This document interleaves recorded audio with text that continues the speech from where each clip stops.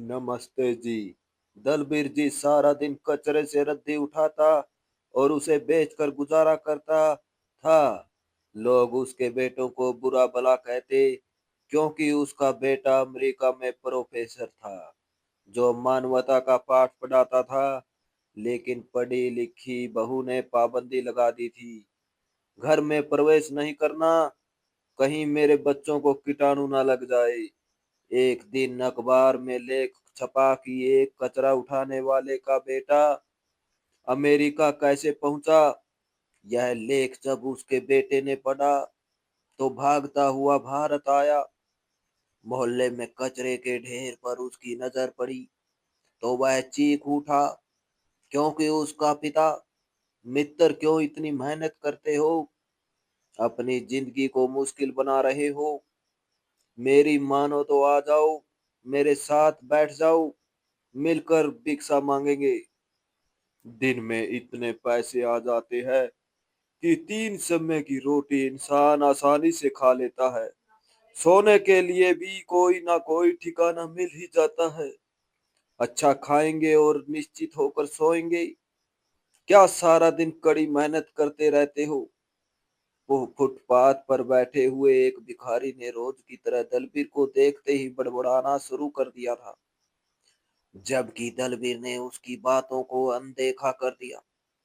वह हर रोज अपना कचरे का थैला उठाए यहीं से गुजरता था और वह भिखारी हर दिन उसे आवाजें देकर अपने पास बुलाता रहता। शायद वह सारा दिन लोगों से मांग मांग कर तंग आ जाता था। उसे एक साथी की जरूरत थी और दलबीर से बेहतर उसे शायद कोई नजर नहीं आता था। इसीलिए वह बार बार दलबीर को अपने साथ भिक्षा मांगने के लिए कहता रहता था। मगर दलबीर सिद्धांतवादी इंसान था। वह कर्म और मेहनत करके रोटी कमाने पर विश्वास रखता था। इसीलिए वह चुपचाप वहां से गुजर जाता था। एक दो बार वह उस भिखारी के पास बैठकर अपने मन का बोझ हल्का भी कर चुका था। शायद इसीलिए भिखारी उसे अपना मित्र समझने लगा था। उस दिन सूरज ढल रहा था। दलबीर ने पूरा दिन कचरे के ढेरों से रद्दी जमा करने में गुजार दिया था। हाथ मैल से भरे थे, कपड़े पसीने से भीगे हुए थे। वह बहुत ज्यादा थकावट का शिकार लग रहा था। शाम के समय उसने रद्दी दुकान पर बेची। दुकानदार ने पैसे उसके हाथ पर रखे तो उसने ईश्वर का धन्यवाद किया और फिर ठेले की तरफ बढ़ गया। ठेले से उसने कचौड़ी खाई और मन ही मन प्रार्थना की कि भगवान उसे इज्जत की रोटी देता रहे। यही उसकी असली दौलत थी। मांग और खाने पर वह कभी भी विश्वास नहीं रखता था, भले ही अपनी संतान से ही मांगना पड़े। वो घर पहुंचकर उसने दरवाजा खटखटाया।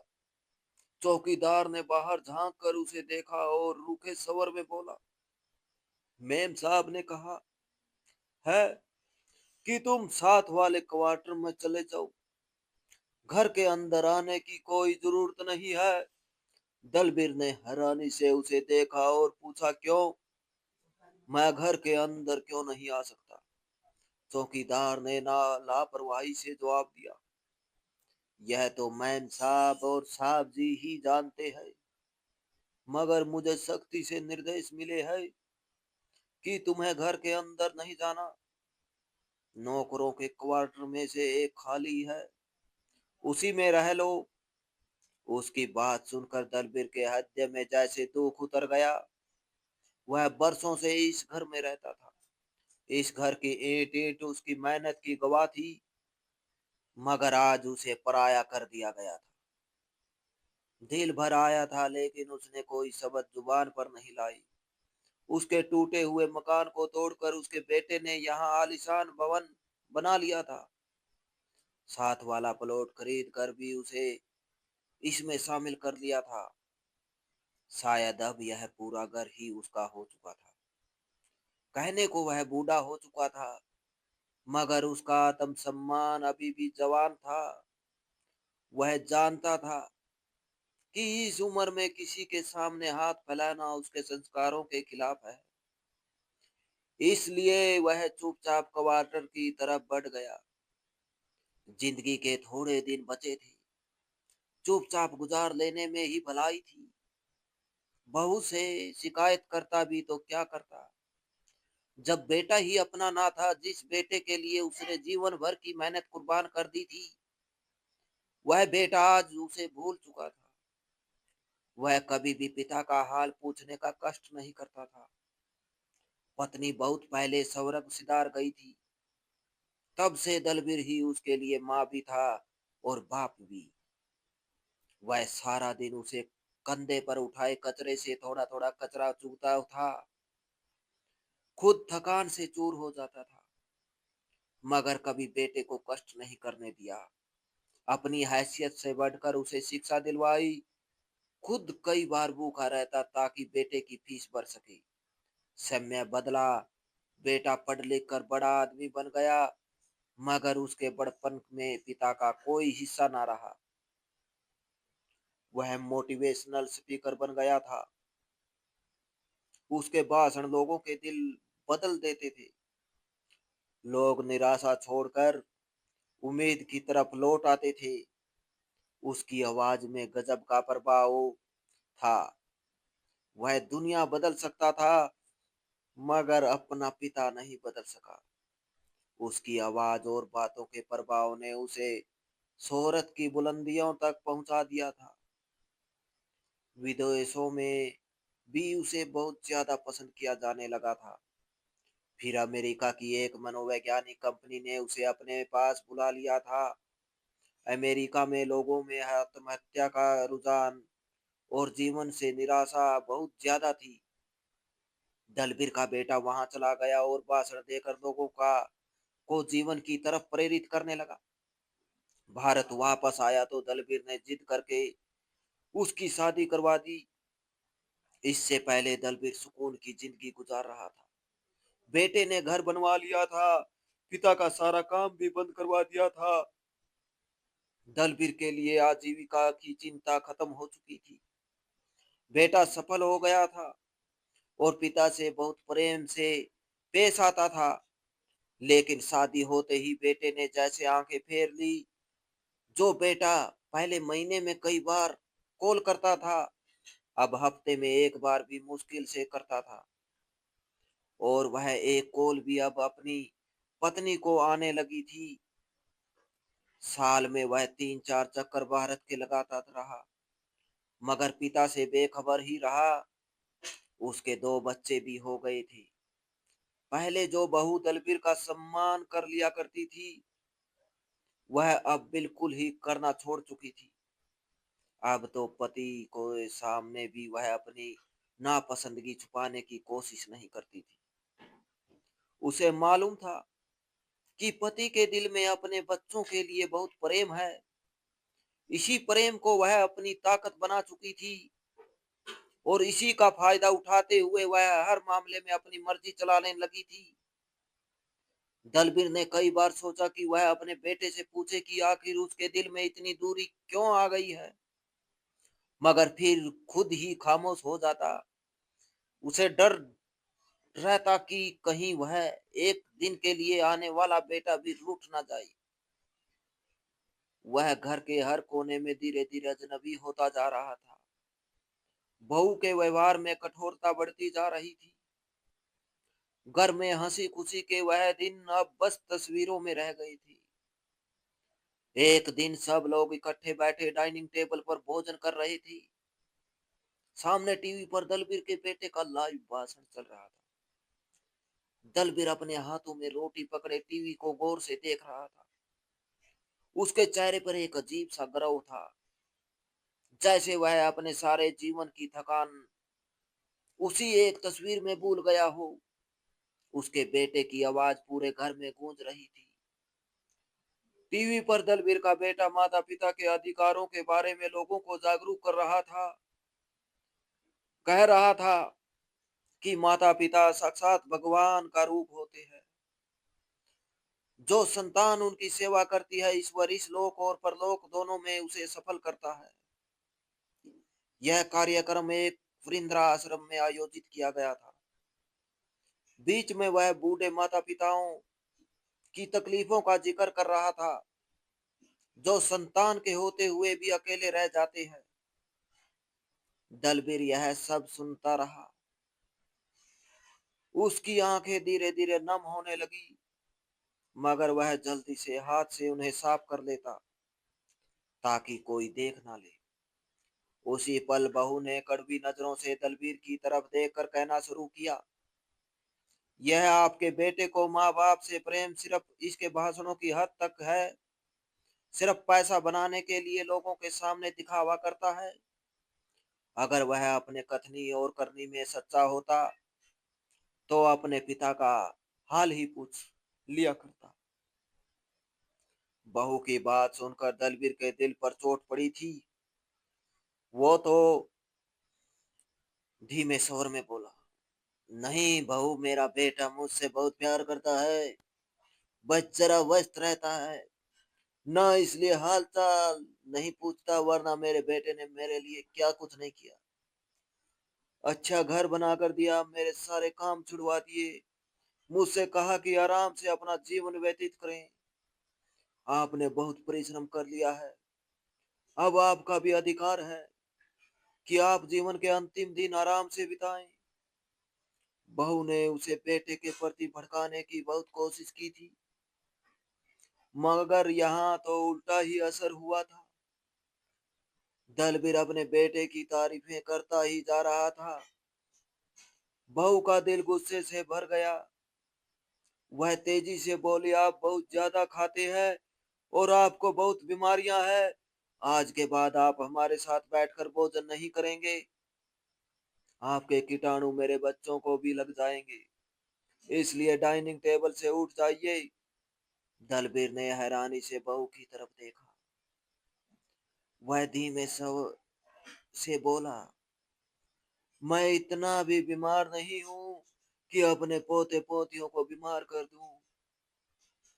जब मुझे लगेगा कि मेरे पोते पोतियां मेरे करीब आने से बीमार हो जाएंगे तो मैं खुद ही उनसे दूर हो जाऊंगा। लेकिन बहू ने दलबीर की बात ही नहीं सुनी और इस बात पर अड़ी रही कि वह डाइनिंग टेबल से उठकर चले जाए। वह धीरे से उठा और अपने कमरे की तरफ जाने लगा। कुछ दिन बीते तो बहू ने दलबीर के कमरे में खाना भेजना भी बंद कर दिया। अब वह कभी किसी समय भी का खाना बेच देती और कभी बिल्कुल भी ना बेचती। दलबीर को आधा पेट खाने की आदत नहीं थी। भूख बर्दाश्त करना उसके बस में नहीं था। वह बूढ़ा हो चुका था, शरीर कमजोर हो चुका था, उसे समय पर भोजन और दवाइयों की जरूरत थी। मगर बहू को इससे कोई मतलब नहीं था। वह तो चाहती थी कि किसी तरह से इस बूढ़े से जान छूट जाए। दलबीर ने कई दिन धैर्य रखा, मगर भूख बर्दाश्त ना हुई तो वह घर से बाहर निकल आया। अपनी पुरानी रेड़ी निकाली और कचरा चुगने के लिए निकल पड़ा। लोगों ने देखा तो हैरान रह गए। प्रोफेसर का पिता और कचरा चुग रहा है। बातें बनना शुरू हो गई, मगर दलबीर को लोगों की बातों की परवाह नहीं थी। उसे तो अपनी भूख मिटानी थी। कुछ दिन उसने बहू के समझने की व्यवहार को समझने की कोशिश की, लेकिन जब उसे अंदाजा हुआ कि यह सब जानबूझकर किया जा रहा है, तो उसने खामोशी से फैसला कर लिया कि उसे अपने लिए खुद कुछ करना पड़ेगा। वह चुपके से स्टोर रूम में गया, अपना पुराना बोरिया बिस्तर निकाला।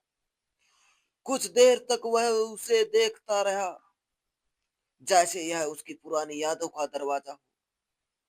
फिर धीरे से बैठकर सांस भरी। यह वही दलबीर था जो कभी कड़ी मेहनत करके अपने बेटे को पढ़ाता रहा, जवान होते बेटे के लिए रातें कुर्बान कर दी थी। अब उसी के हाथ कांपते हुए दोबारा उसी तरह की मेहनत की तरफ बढ़ रहे थे, जिसे वह कुछ साल पहले छोड़ चुका था। अगले ही दिन उसने अपना बोरिया उठाया और गली गली जाकर कचरे के ढेरों में से रद्दी इकट्ठी इकट्ठी करना शुरू कर दी। वह पूरा दिन धूप में झुलसता रहा। शाम को रद्दी बेचकर जो कुछ सिक्के मिलते उनसे अपना खाना खरीद लेता, फिर खामोशी से अपने कमरे में जाकर सो जाता। लेकिन उसकी यह थकान भरी दिनचर्या भी किसी को दिखाई ना देती। इस घर में हर चीज थी, मगर दलबीर के लिए किसी के दिल में जरा सी जगह ना थी। एक भिखारी जो रास्ते में बैठता था, वह दलबीर की हालत जानता था।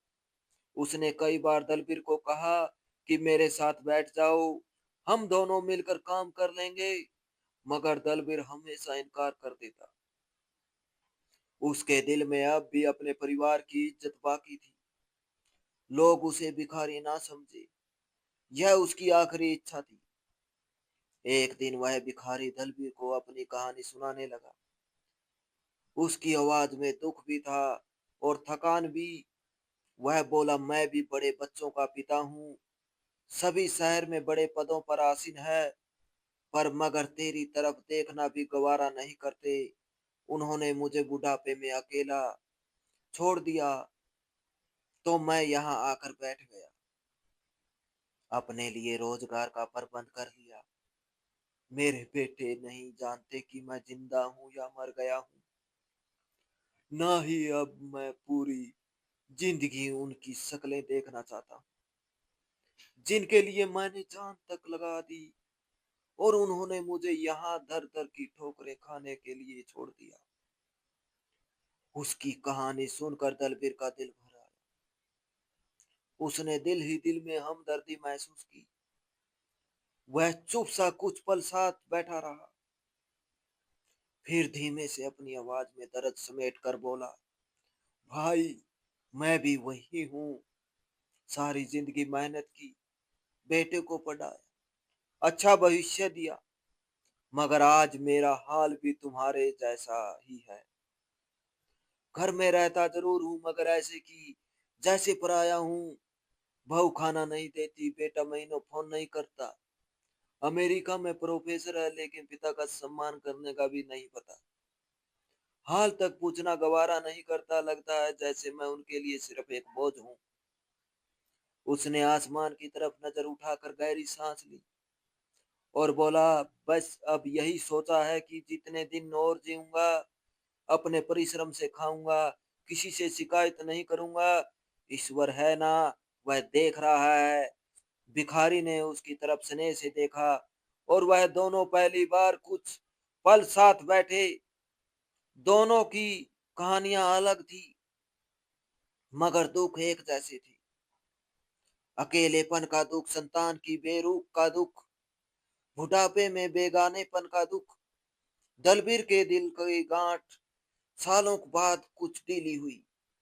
उसे लगा शायद इंसान का असली साथी इंसान ही होता है, रिश्तेदार नहीं।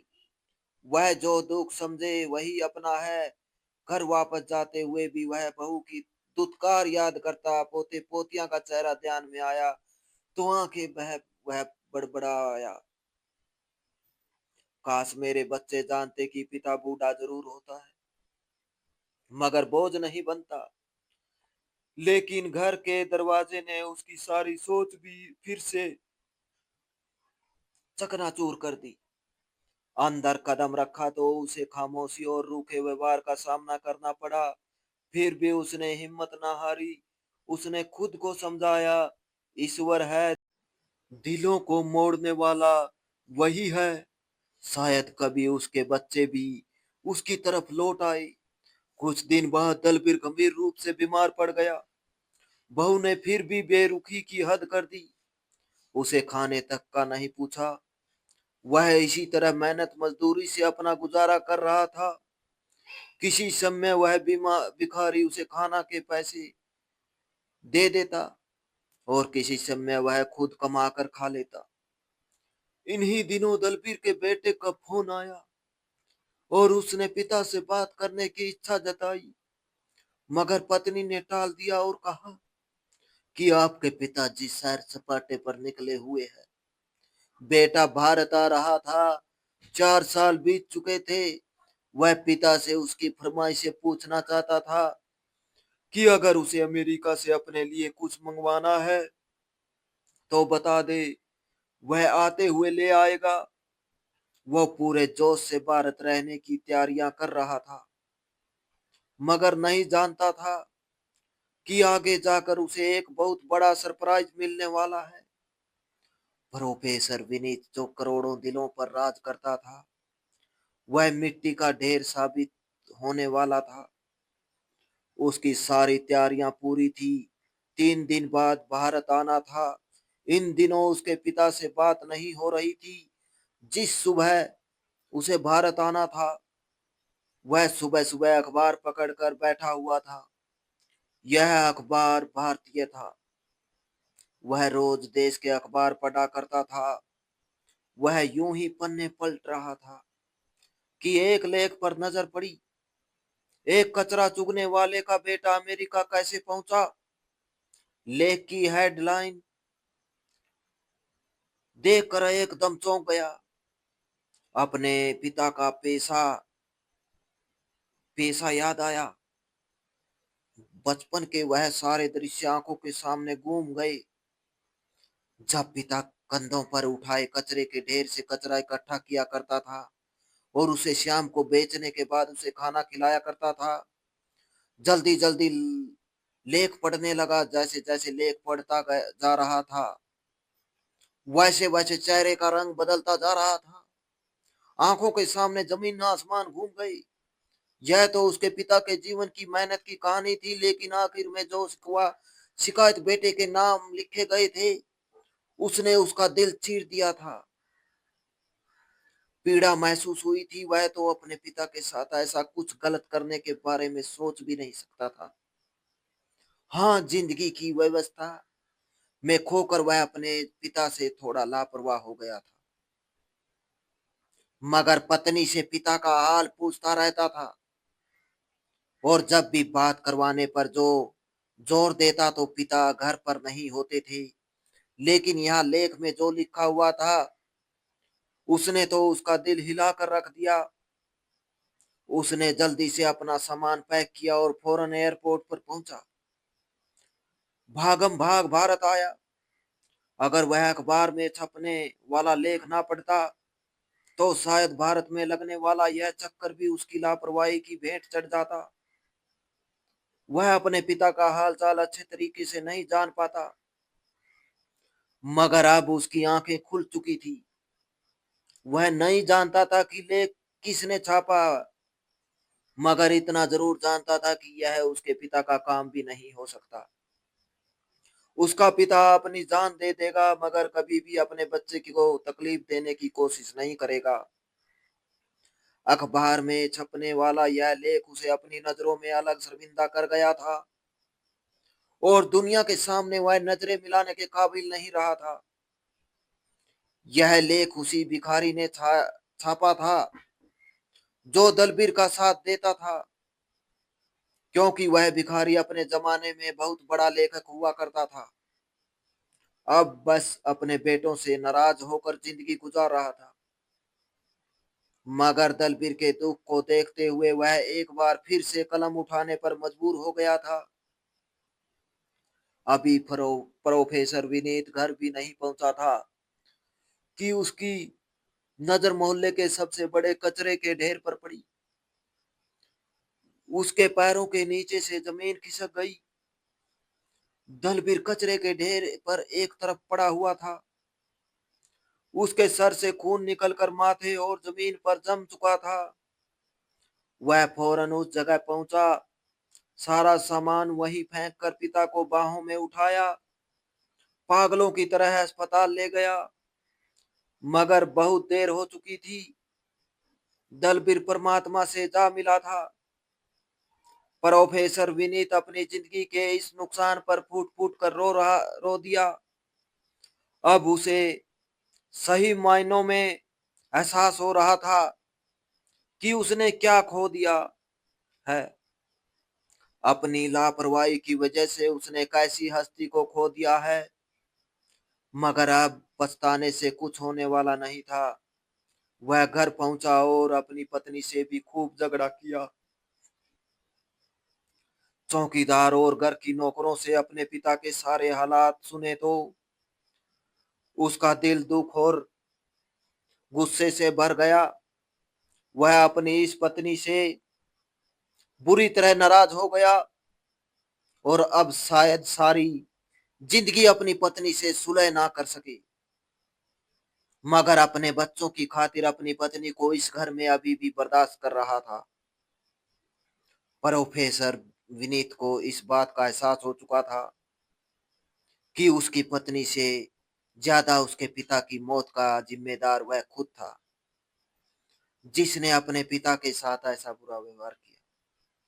प्रोफेसर विनीत फुटपाथ पर बैठे उस भिखारी को अपने घर ले आया। उसे अपने पिता का पद दिया, जिसने उसकी आंखों पर पड़ी हुई लापरवाही की पट्टी को हटा दिया था। दिल में पिता का एहसास पैदा हुआ, वरना ना जाने उसे और कितनी उम्रें लग जाती अपने पिता का एहसास करने में। अब तक उसके दिल में पछतावे का भाव मौजूद था है, मगर वह अपने पिता के नाम पर दान पुण्य करके उनके नाम पर भंडारा करवा कर अपनी कुछ कमियों को कम करने की कोशिश करता है। हो सकता है कभी ईश्वर के यहाँ उसकी यह कोशिश मंजूर हो जाए और उसे दिल का सुकून मिले। अखबार में छपने वाला यह लेख न सिर्फ प्रोफेसर विनीत बल्कि बहुत से लोगों के दिल में माँ बाप की अहमियत का एहसास जगा गया। भिखारी के बेटों ने अपने पिता को ढूंढने के लिए अखबारों में विज्ञापन देना शुरू कर दिए, मगर भिखारी ने अब तक अपने बेटों के साथ संपर्क नहीं किया। शायद अपने बेटों को माफ करने के लिए उसे अभी और कुछ समय चाहिए। तो दोस्तों, इस कहानी को लेकर आपकी क्या राय है? कमेंट बॉक्स में कमेंट करके जरूर बताएं। और अगर आपको हमारी आज की कहानी अच्छी लगी हो तो प्लीज इसे लाइक जरूर करें। अगर आपने अभी तक हमारे एसके की जुबानी 2.0 चैनल को सब्सक्राइब नहीं किया तो जरूर कर लीजिए। तो मिलते हैं ऐसी एक और मोटिवेशनल कहानी के साथ। Thanks for watching.